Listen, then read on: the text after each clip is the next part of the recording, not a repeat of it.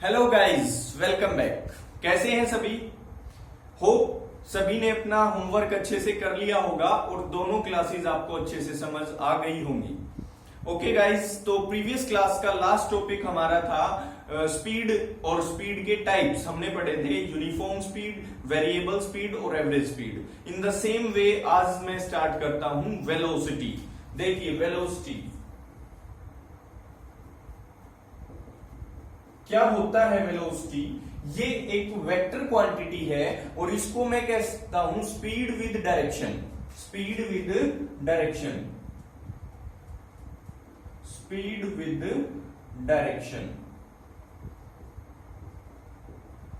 क्योंकि ये स्पीड की तरह सिमिलर तो है, वही चीज ये है, लेकिन इसमें बस डायरेक्शन और आ जाती है। इस वजह से ये एक वेक्टर क्वांटिटी बोली जाती है वेलोसिटी। ओके, जो इसका फॉर्मूला है वेलोसिटी का क्या होता है, देखिए displacement covered by an object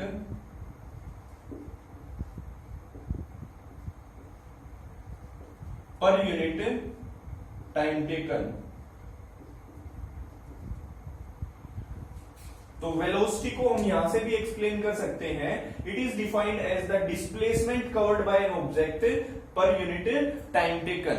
तो ये वेलोसिटी है, इसकी यूनिट भी सेम रहेगी। ऊपर डिस्प्लेसमेंट की यूनिट मैं लिख सकता हूं, यहां पे क्या होगी मीटर, बाय नीचे टाइम की यूनिट क्या होगी सेकंड। तो मीटर पर सेकंड इसकी यूनिट रहेगी। लिखने को इसको ऐसे भी लिखा जाता है मीटर सेकंड की -1। तो ये इसकी यूनिट है। अब इसके टाइप पढ़ लेते हैं। जैसे फर्स्ट टाइप होता है यूनिफॉर्म वेलोसिटी। सिमिलर वही चीजें हैं जो कि हमने यूनिफॉर्म स्पीड में पढ़ा था। तो यहां पे भी यूनिफॉर्म का मतलब मत भूलो आप। यूनिफॉर्म मींस सेम, एक जैसा, इक्वल। और वेलोसिटी का मतलब है displacement covered by an object per unit time taken. तो यूनिफॉर्म वेलोसिटी क्या होती है, यदि कोई ऑब्जेक्ट इक्वल डिस्प्लेसमेंट कवर करता है इक्वल टाइम में, तो वो यूनिफॉर्म वेलोसिटी होगी। Is it clear? ओके, तो सेकंड को हम नॉन यूनिफॉर्म या वेरिएबल वेलोसिटी बोल सकते हैं। वेरिएबल वेलोसिटी क्या होता है? वेरिएबल वेलोसिटी, वेरिएबल मींस जो बदलती रहे, यानी कि इक्वल ना आए। वेलोसिटी मींस डिस्प्लेसमेंट जो कवर किया है किसी ऑब्जेक्ट ने पर यूनिट टाइम। तो यदि कोई ऑब्जेक्ट अनइक्वल डिस्टेंस ट्रेवल करता है इक्वल टाइम में, सॉरी अनइक्वल डिस्प्लेसमेंट ट्रेवल करता है इक्वल टाइम में, तो वो वेरिएबल स्पीड कहलाएगी। ओके, थर्ड में कह सकता हूं average, average velocity. Average velocity देखिए मैंने उस दिन भी बताया था, एवरेज लग गया तो टोटल वर्ड आ जाएगा। तो यहां हम कहेंगे total displacement covered by an object per unit time taken. तो ये आपको ध्यान रखना है एवरेज का। और इसका एक फॉर्मूला और भी होता है, इसको डिनोट किया जाता है बेस में ए भी लिखने से, यानी कि एवरेज वेलोसिटी। तो एवरेज वेलोसिटी का एक फॉर्मूला होता है initial velocity plus final velocity divided by 2। क्योंकि एवरेज है तो पहले कितनी वेलोसिटी थी प्लस बाद में कितनी हुई, दोनों को जोड़ के 2 से डिवाइड कर दिया तो एवरेज आएगी। तो इसका फॉर्मूला क्या बना, वी एवरेज, यानी कि वेलोसिटी है जो एवरेज वेलोसिटी है ये बना u प्लस वी बाय 2। मैं आपको ऑलरेडी बता चुका हूं u किसको डिनोट किया, u से किसको डिनोट किया जाता है, इनिशियल वेलोसिटी को, और v से फाइनल वेलोसिटी को। तो initial plus final velocity divided by 2, ये रहा एवरेज वेलोसिटी का फॉर्मूला। एक फॉर्मूला ये भी कह सकते हैं और एक फॉर्मूला ये भी कह सकते हैं। यहां तक अच्छे से समझ आ गया होगा, नोट करना चाहे कर सकते हैं।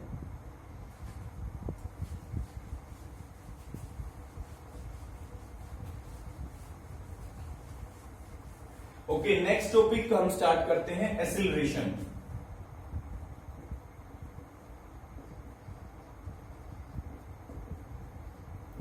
एक्सीलरेशन क्या होता है? तो देखिए एक्सीलरेशन का मतलब है वेलोसिटी का चेंज आना टाइम के रिस्पेक्ट में। तो सिंपली इसकी डेफिनेशन भी यही कहेंगे हम change in velocity, change in velocity पर यूनिट टाइम। मतलब टोटल जो वेलोसिटी है वो कितनी बदली है, कितना चेंज उसमें आया है और कितने टाइम में आया है, दैट इज एक्सीलरेशन। तो इसका फॉर्मूला हम कह सकते हैं, एक्सीलरेशन को ए से डिनोट किया जाता है चेंज इन वेलोसिटी। चेंज कैसे आएगा, मेरी स्पीड पहले, मेरी वेलोसिटी पहले थी 50, बाद में होगी 80, तो जो चेंज आया वो कैसे आएगा कि बाद में 80 में से हम पहले कितनी थी 50 माइनस कर देंगे तो 30 का जो चेंज आया है वो हमें यहां लिखना है।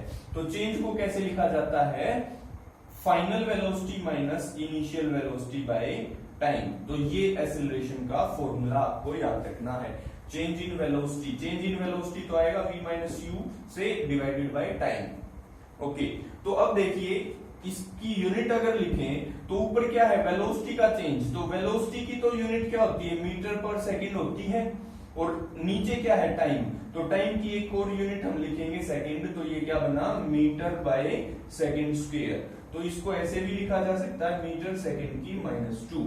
तो ये इसकी ऐसा यूनिट रहेगी एक्सीलरेशन की। ओके, तो अब बात करते हैं हम इसके भी टाइप, वही दोनों टाइप इसके भी होंगे, जैसे कि यूनिफॉर्म एक्सीलरेशन और सेकंड होगा non uniform acceleration. Non uniform को वेरिएबल भी बोल देते हैं। ओके, तो यूनिफॉर्म वर्ड को मत भूलो, यूनिफॉर्म मींस एक जैसा, सेम, इक्वल। तो यूनिफॉर्म मींस सेम या इक्वल, और एक्सीलरेशन का मतलब क्या है, वेलोसिटी में चेंज आना। तो यूनिफॉर्म एक्सीलरेशन को हम डिफाइन करते हैं, तो इसको मत भूलना, इसके नाम से ही क्लियर होता है, when the velocity of an object changes equally in equal interval of time. Acceleration means velocity का चेंज आना, यूनिफॉर्म मींस इक्वली, तो वही मैंने डेफिनेशन में लिखवाया है, when the velocity of an object changes equally in equal interval of time. यदि यहाँ पे एक वर्ड हम चेंज कर देंगे तो वो नॉन यूनिफॉर्म एक्सीलरेशन हो जाएगा। तो इसकी डेफिनेशन शाबाश, बताइए क्या होनी चाहिए, हाँ राइट, तो when the velocity of an object changes unequally in equal interval of time. शाबाश। तो एग्जांपल देख सकते हैं आप यूनिफॉर्म एक्सीलरेशन का, यदि किसी की वेलोसिटी 1 मिनट में हम नोट करते हैं तो वो 10 अमाउंट से इंक्रीज हुई, अगली 1 मिनट में भी 10 से इंक्रीज हुई, अगली 1 मिनट में भी 10 से बढ़ जाती है। जैसे पहले 50 थी, 10 बढ़ के 60 हो गई, फिर 10 बढ़ के 70 हो गई। तो इस प्रकार से एक परफेक्ट और एक फिक्स इंटरवल ऑफ टाइम में वो इक्वल अमाउंट में इंक्रीज होती है, तो यूनिफॉर्म एक्सीलरेशन। और अगर यहां की बात करें तो जैसे 1 मिनट में 10 इंक्रीज हुई, अगली 1 मिनट में 12 इंक्रीज हुई, अगली 1 मिनट में सिर्फ 5 अमाउंट से इंक्रीज हुई, तो इस प्रकार से अनइक्वल जब वो अमाउंट में वेलोसिटी में चेंज आता है उसको हम कहते हैं नॉन यूनिफॉर्म एक्सीलरेशन। आ गया होगा समझ। अब एक बात आती है, यदि वेलोसिटी जो चेंज होके डिक्रीज हो जाती है, यानी कि बढ़ने की बजाय घट जाती है, तो क्या वो भी एक्सीलरेशन होगा? यस राइट, वो भी एक्सीलरेशन होगा, लेकिन उसके लिए स्पेशली अलग नाम दिया जाता है, that is retardation. That is retardation. तो रिटार्डेशन को हम कह सकते हैं negative acceleration. Negative acceleration is called retardation. आ गया होगा आपको समझ। ओके, तो इसमें जो वैल्यू है ऐसे ही v minus you by T करेंगे, लेकिन ये वैल्यू फाइनल जो रिजल्ट आएगा वो नेगेटिव आएगा, यानी कि माइनस का आएगा। जैसे पहले तो वेलोसिटी थी 80 और बाद में हुई 50, तो हम क्या करेंगे यहाँ पे फाइनल माइनस इनिशियल। तो फाइनल थी 50, बाद में पहले कितनी थी 80, तो माइनस करेंगे तो माइनस का 30 आंसर आएगा। वो नेगेटिव साइन क्या शो कर रहा है कि रिटार्डेशन हुआ है, वेलोसिटी घटी है। तो ये चीजें हमें ध्यान रखनी है। एक्सीलरेशन कंप्लीट आ गया होगा समझ। कोई डाउट हो तो you can ask me freely on that WhatsApp number. Okay,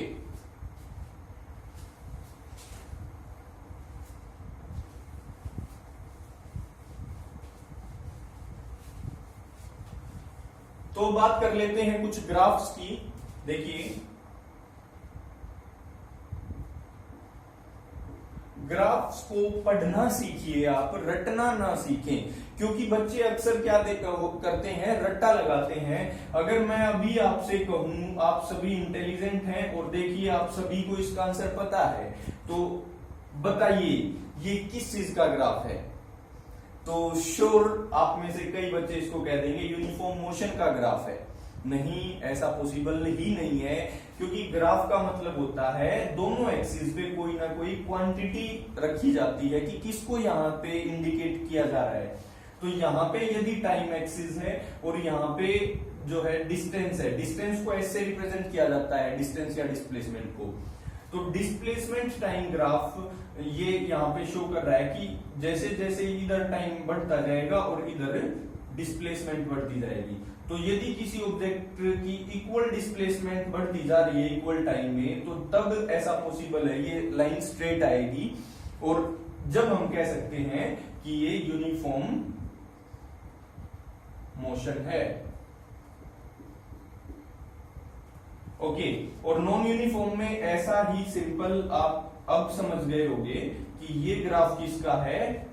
नहीं नहीं नहीं, ये भी ग्राफ कहां है, जब तक मैं यहां और यहां कुछ ना लिखूंगा। तो ये डिस्प्लेसमेंट टाइम ग्राफ है और ये इसकी इक्वल इंटरवल ऑफ टाइम में इंक्रीज नहीं हो रही है। देखो पहले तो कम समय में ही ज्यादा डिस्टेंस ट्रेवल किया, उसके बाद उसने टाइम तो ज्यादा लिया, क्योंकि इस एक्सिस पे क्या बढ़ रहा है, टाइम बढ़ रहा है, लेकिन डिस्प्लेसमेंट उसकी फिर उतनी ही रह गई। तो इसका मतलब क्या है, अनइक्वल चेंज हो रहा है उसकी डिस्प्लेसमेंट टाइम में, तो हम कह सकते हैं non uniform motion. Non uniform motion, तो ये ग्राफ नॉन यूनिफॉर्म मोशन का हुआ। आ गया यहां तक समझ? ओके, तो अब बात कर लेते हैं नेक्स्ट, अगर यहां डिस्प्लेसमेंट की बजाय कोई और चीज रख दी जाए तो फिर ये बदल जाएगा। देखिए यहां पे अगर वेलोसिटी रख दी जाती है, तो वेलोसिटी और टाइम, एक एक्सिस पे तो वेलोसिटी बढ़ रही है या घट रही है, यानी कि चेंज हो रही है। एक एक्सिस पे टाइम, तो वेलोसिटी में चेंज आना टाइम के अनुसार तो क्या बताता है, एक्सीलरेशन को बताता है। तो ये ग्राफ हमेशा एक्सीलरेशन को बताएगा, वेलोसिटी टाइम ग्राफ किसको बताएगा, एक्सीलरेशन को। तो यहां पे ध्यान रखिए, अगर इक्वल इंटरवल ऑफ टाइम में इक्वल वेलोसिटी बढ़ रही है, जैसे हमने देखा इस एक्सिस पे टाइम बढ़ रहा है, यहां वेलोसिटी, तो इक्वली इंक्रीज हो रही है, तभी तो ये स्ट्रेट लाइन आई, और स्ट्रेट लाइन आई तो ये ग्राफ किसको बताएगा, यूनिफॉर्म एक्सीलरेशन को।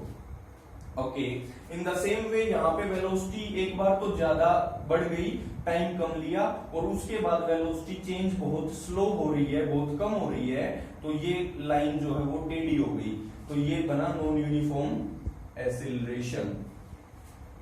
क्लियर? ओके, अगर मैं कहूं कि कुछ इस तरीके से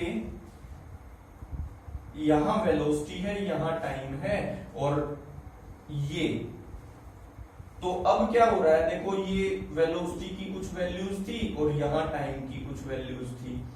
तो जैसे 10, 20, 30, 40, 50, 60, 70 जो भी था, उसकी वेलोसिटी पहले जब टाइम कम था तो देखी इतनी थी, जैसे जैसे टाइम बढ़ा तो नीचे आता जा रहा है ये ग्राफ, यानी कि वेलोसिटी क्या होती जा रही है, घटती जा रही है।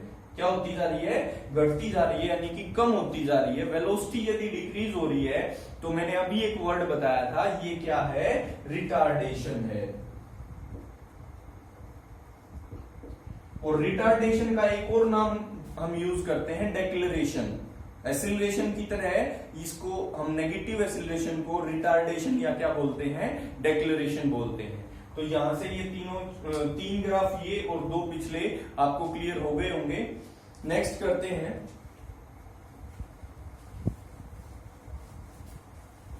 देखिए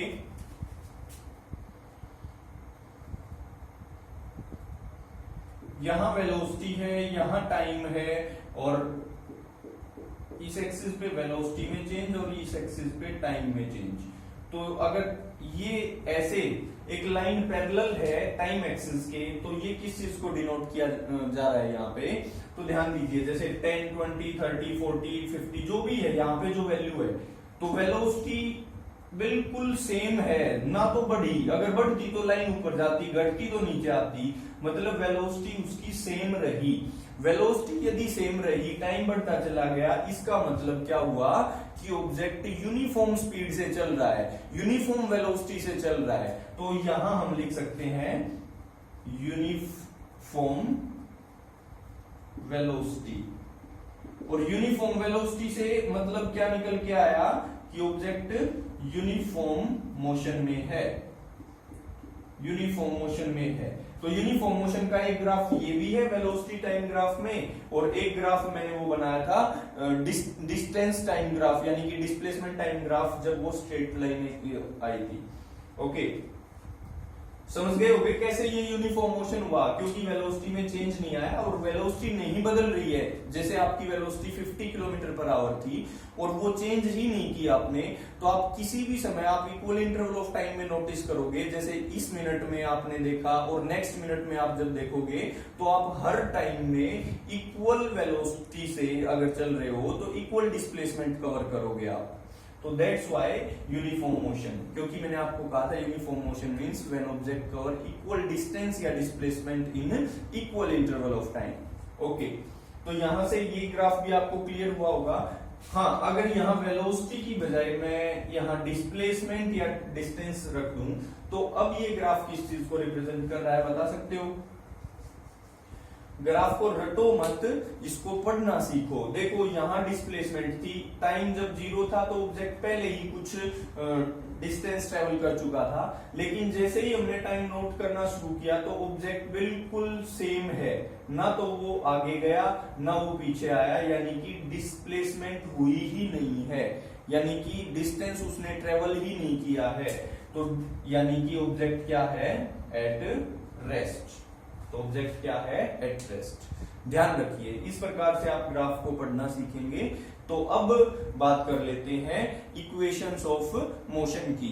इक्वेशंस ऑफ मोशन जो है वो 3 होती हैं, आप सबको पता है कि उसको मैं अभी लिख भी देता हूं और उसको ग्राफिकली डिराइव भी करके दिखा देता हूं। फर्स्ट इक्वेशन होती है v is equals to u plus A T. Second होती है s is equals to ut plus half A T square. Third होती है v square minus u square is equals to 2as।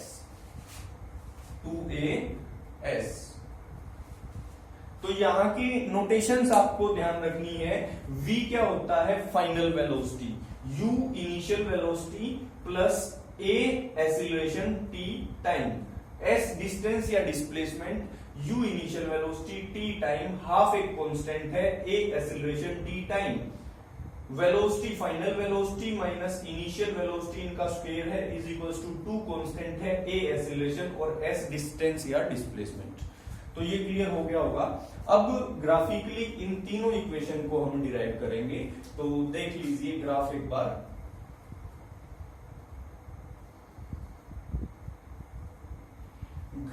ये जो graph है ये आपको अच्छे से बनाना आना चाहिए। ध्यान दीजिए, यहां 0 0 पोजीशन है ओरिजिन पे, और इस एक्सिस पे टाइम है, लिख देता हूं मैं, और इस एक्सिस पे वेलोसिटी है, इस एक्सिस पे वेलोसिटी है, यहां ऐसे लिख लेते हैं वेलोसिटी। तो देखिए इस पॉइंट को मैंने ए नाम दिया। जब हमने देखा तो चलो इसको ओरिजिन को ओ नाम से रिप्रेजेंट कर लेते हैं, ओ। जब हमने नोट किया तो ऑब्जेक्ट ए पॉइंट पे आ चुका था, उसकी कुछ इनिशियल वेलोसिटी रही होगी तभी वो ए पॉइंट पे आया होगा। तो इनिशियल वेलोसिटी को यू से डिनोट किया जाता है, तो ओ से ए तक यू रहेगा। क्या रहेगा? यू। उसके बाद वो एक यूनिफॉर्म एक्सीलरेशन से उसकी वेलोसिटी इंक्रीज होती है। तो देखिए यूनिफॉर्म एक्सीलरेशन से इंक्रीज हुई तो ये लाइन बिल्कुल जो है स्ट्रेट इस तरीके से आएगी और ये बी पॉइंट तक जाती है ऐसे। इसको मैं नीचे यहां खींच लेता हूं, इसको सी पॉइंट रख दिया गया। तो ओ से सी मान लिया, टी टाइम लिया, एक लाइन ए से पैरेलली जो है यहां इससे पैरेलली खींच दी, ये पॉइंट डी मान लिया। तो देखो ये यू है, ये लाइन इसके पैरेलल खींची है, तो ये सी से डी भी क्या रहेगा? यू रहेगा, क्योंकि जितना ये है उतना ही तो ये है, पैरेलल लाइन खींची है, यहां से यहां तक ये t था तो a से d भी क्या होगा, t होगा। आगे आपको समझ, और लेट कर लेते हैं, यहाँ पे ये थीटा एंगल माना गया, और ये जो थीटा एंगल है ये क्या बता रहा है, ये जो स्लोप है इसको बताता है, ये एंगल स्लोप यानी कि ढलान या चढ़ान जो है इसको बताता है। तो अब देखिए आप, ये फाइनल B से C तक इसकी फाइनल वेलोसिटी है v, पूरा है v, इतना है u, तो ये क्या बचा होगा, v माइनस u ही बचा होगा। ये क्या बचा होगा, v माइनस u। कैसे, मान लेते हैं ये पूरा 100 है और ये 20 है, तो ये कितना बचा होगा, 80, क्योंकि 100 में से 20 माइनस किया, यानी कि v में से u माइनस किया, तो v माइनस u बचा होगा।